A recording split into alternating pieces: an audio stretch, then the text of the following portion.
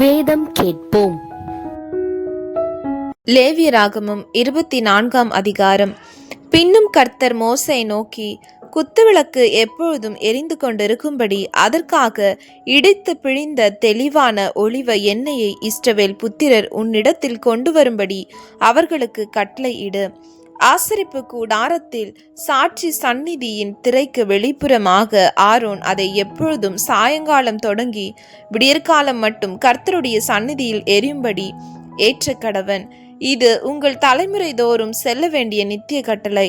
அவன் எப்பொழுதும் கர்த்தருடைய சந்நிதியில் பரிசுத்தமான குத்துவிளக்கின் மேல் இருக்கிற விளக்குகளை எரிய வைக்க கடவன். அன்றியும் நீ மெல்லிய மாவை எடுத்து அதை 12 அப்பங்களாக சுடுவாயாக. ஒவ்வொரு அப்பம் மரக்காலிலே 10 பங்கு மாவினால் செய்யப்பட வேண்டும். அவைகளை நீ கர்த்தருடைய சந்நிதியில் பரிசுத்தமான மேஜையின் மேல் 2 அடுக்காக ஒவ்வொரு அடுக்கில் அவ்வாறு அப்பம் இருக்கும்படியாக வைத்து ஒவ்வொரு அடுக்கினிடத்தில் சுத்தமான தூபவர்க்கம் போட கடவாய். அது அப்பத்தோடிருந்து ஞாபக குறியாக கர்த்தருக்கேற்ற தகன பலியா இருக்கும். அப்பத்தை நித்திய உடன்படிக்கையாக இஸ்ரவேல் புத்திரர் கையிலே வாங்கி ஓய்வு நாள் தோறும் கர்த்தருடைய சந்நிதியில் அடுக்கி வைக்க கடவன். அது ஆரோனையும் அவன் குமாரரையும் சேரும். அதை பரிசுத்த இடத்திலே புசிக்க கடவர்கள்.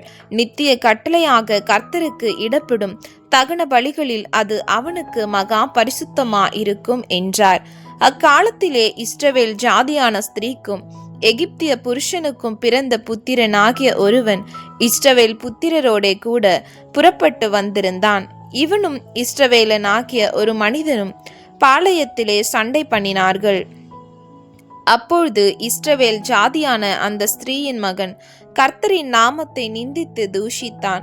அவனை மோசேயினிடத்தில் கொண்டு வந்தார்கள். அவன் தாயின் பேர் செலோமித். அவள் தான் கோத்திரத்தான் ஆகிய திப்ரியின் குமாரத்தி. கர்த்தரின் வாக்கினாலே தங்களுக்கு உத்தரவு வரும் மட்டும் அவனை காவல் படுத்தினார்கள். அப்பொழுது கர்த்தர் மோசேயை நோக்கி, தூஷித்தவனை பாளையத்துக்கு புறம்பே கொண்டு போ.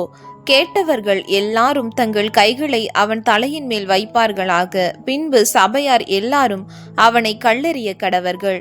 மேலும் நீ இஸ்ரவேல் புத்திரரை நோக்கி, எவனாகிலும் தன் தேவனை தூஷித்தால் அவன் தன் பாவத்தை சுமப்பான். கர்த்தருடைய நாமத்தை நிந்திக்கிறவன் கொலை செய்யப்பட வேண்டும். சபையார் எல்லாரும் அவனை கல்லெறிய வேண்டும். பரதேசி ஆனாலும் சுதேசி ஆனாலும் கர்த்தரின் நாமத்தை தூஷிக்கிறவன் கொலை செய்யப்பட வேண்டும். ஒரு மனிதனை கொல்லுகிறவன் எவனோ அவன் கொலை செய்யப்பட வேண்டும். மிருகத்தை கொன்றவன் மிருகத்துக்கு மிருகம் கொடுக்க கடவன். ஒருவன் பிறனை ஊனப்படுத்தினால் அவன் செய்தபடியே அவனுக்கு செய்யப்பட கடவது. நொறுக்குதலுக்கு நொறுக்குதல், கண்ணுக்கு கண், பல்லுக்கு பல். அவன் ஒரு மனிதனை ஊனப்படுத்தினது போல அவனும் ஊனப்படுத்தப்பட வேண்டும்.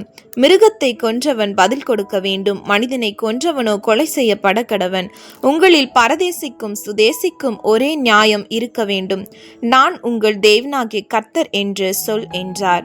அப்படியே தூஷித்தவனை பாளையத்துக்கு புறம்பே கொண்டு போய் அவனை கல்லெறியும்படி மோசே இஸ்ரவேல் புத்திரரோடே சொன்னான். கர்த்தர் மோசேக்கு கட்டளையிட்டபடியே செய்தார்.